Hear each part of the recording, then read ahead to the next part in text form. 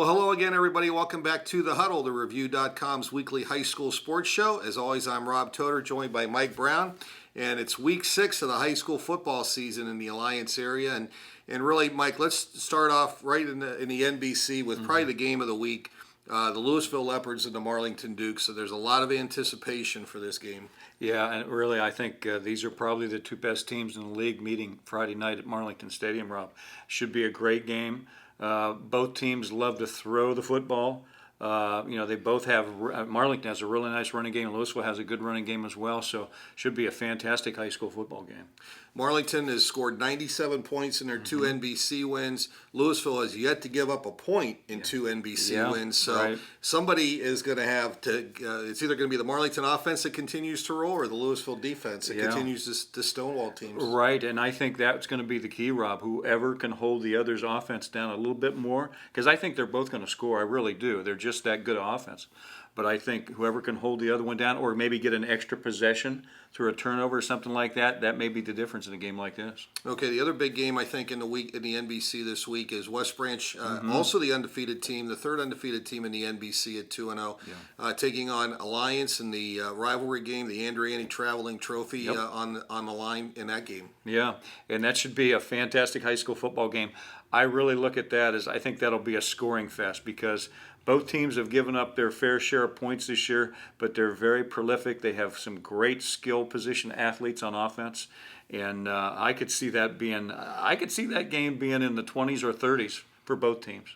The other two NBC games are intriguing. I think they're good even matchups. One is Carrollton and Salem. Salem did not fare well against Marlington in the second half last week, and Carrollton did not fare well against West Branch, but I think those teams are evenly matched. And Minerva and Kansas South looking for victories this week as well. Right. I think Salem-Carrollton is going to be a great matchup, Rob, because, Carrollton started off the season 3-0, and then they've had two tough losses the last 2 weeks.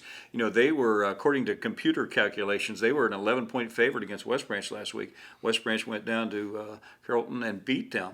So I think that they're coming off a little bit of an upset, I think, in their mind.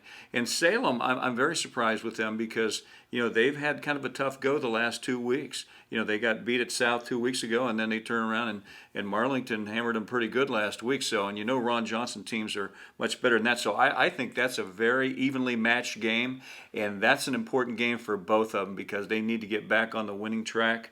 And so that's a pivotal game for those teams this week. All right, let's turn our attention to the Inter-Tri-County League. The Sebring Trojans coming off a tough game against East Palestine. They play host to Mineral Ridge, who is coming in winless. Yeah, and I think this is a good chance for Sebring's got a nice offense. They just played some tough teams the last few weeks, teams much bigger than them, but they've been competitive with those teams.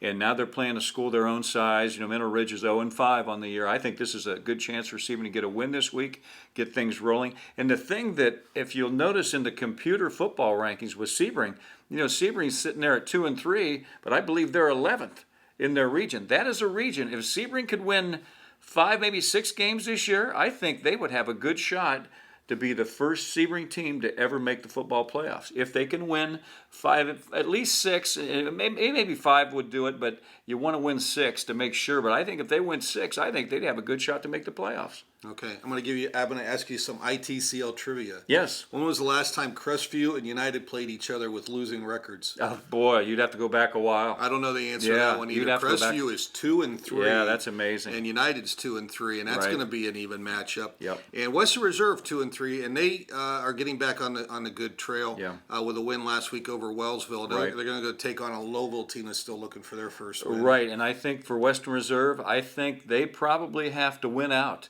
to make the playoffs, to get in the playoffs again, and they're so accustomed to that. And it's possible. When you look at their schedule, the rest of their schedule is pretty favorable. Their schedule was really front-loaded with some really good teams, and I think that'll make them a better team as they go through the season. Okay.